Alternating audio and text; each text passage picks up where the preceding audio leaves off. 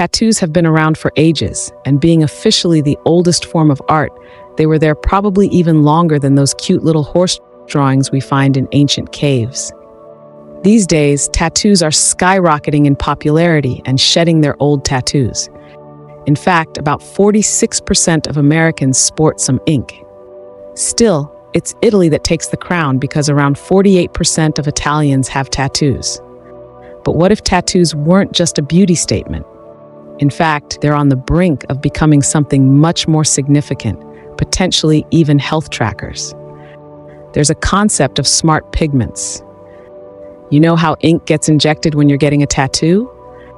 These smart pigments may potentially work as health trackers, keeping tabs on vital health metrics like blood sugar, hydration, and UV exposure. Using advanced pigments that respond to biological and environmental changes, these tattoos could eventually replace the need for wearables or implants.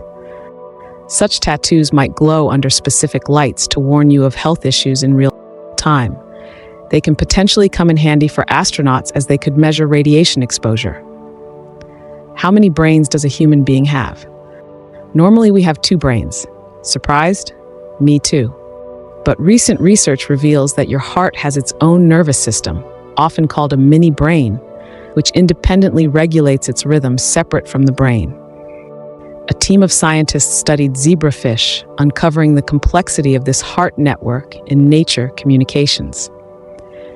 Previously, we thought the heart solely followed the autonomic nervous system's commands from the brain. However, it turns out the heart has its own neural network in its outer layers, making it more sophisticated than we believe. According to the lead researcher, this mini brain is essential for maintaining a steady heartbeat and houses different neurons that perform specific functions, including a group that acts like pacemakers.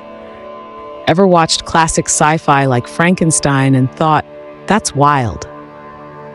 While it may not be as sci-fi as you believed, researchers have discovered a third state of existence where cells from dead organisms can keep functioning, sometimes even gaining new abilities. Scientists have observed dead frog skin cells transforming into Xenobots, which can move and heal themselves.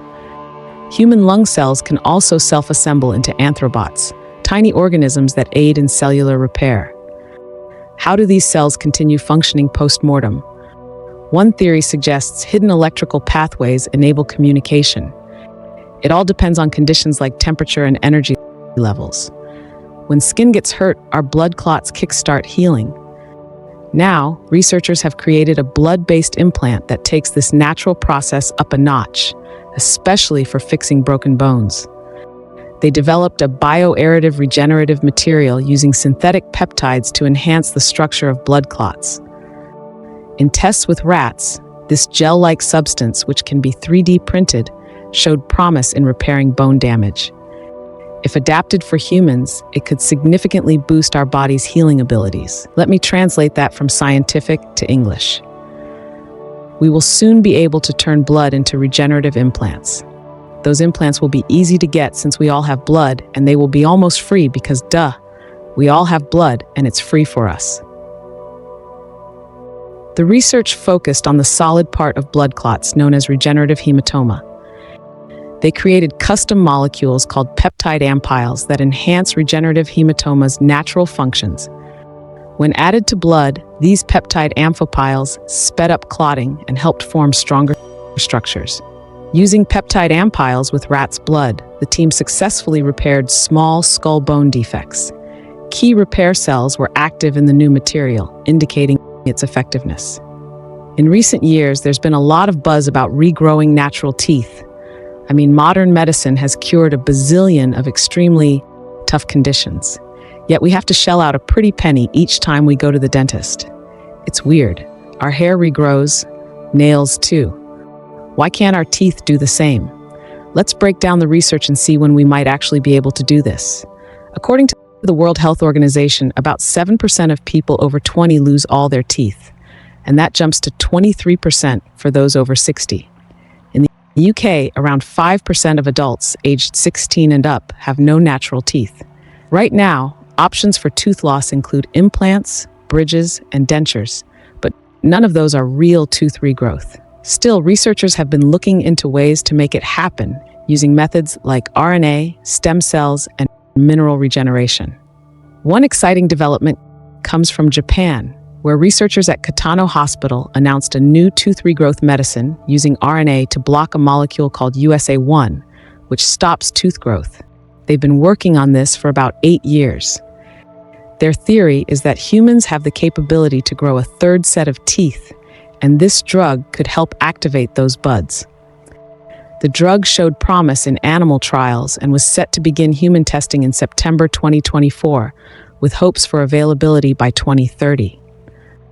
Another method involves stem cells. A recent study from India concluded that using stem cells for tooth regeneration is realistic and could also help with bone and soft tissue repair in the mouth. Meanwhile, a team from the University of Washington has developed stem cell-based organoids that can produce dental enamel, a significant step towards repairing damaged teeth. However, there are ethical concerns surrounding stem cell use, especially with embryonic cells. Experts suggest using stem cells from the patient's own body could eliminate some of these issues. An alternative approach is mineral regeneration. A 2019 study created a gel that can repair damaged enamel by forming a new layer of calcium phosphate, the main component of enamel. This method shows promise as a cheap, scalable solution. While progress has been made in tooth regeneration, it's still uncertain when we'll be able to fully regrow teeth. For now, the research is encouraging, but there's a long way to go before tooth regrowth becomes a reality for everyone. Researchers at Cambridge have found that people can quickly learn to use the third thumb, a robotic prosthetic, which boosts manual dexterity. The study highlights the need for inclusive design in tech, ensuring it benefits everyone, regardless of background. The third thumb is worn on the opposite side of the palm and is controlled by pressure sensors under the toes. During a test at the Royal Society's Summer Science Exhibition, 596 participants aged 3 to 96 tried the device with only 4 unable to use it effectively. Participants had a minute to get familiar with the thumb before attempting tasks that involved picking up objects. A whopping 98% managed to use it right away, and performance was consistent across different demographics. While younger kids faced more challenges, older participants showed similar abilities, though performance declined slightly with age. Now think about something comforting like your granny reading to you. Sometimes we get those memories randomly without even forcing ourselves.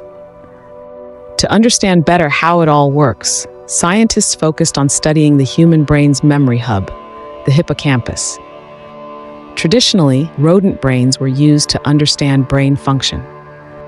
But researchers have discovered significant differences between mouse and human brains. Using advanced techniques, they found that neuron connections in the human hippocampus are fewer but more reliable than in mice. That's it for today.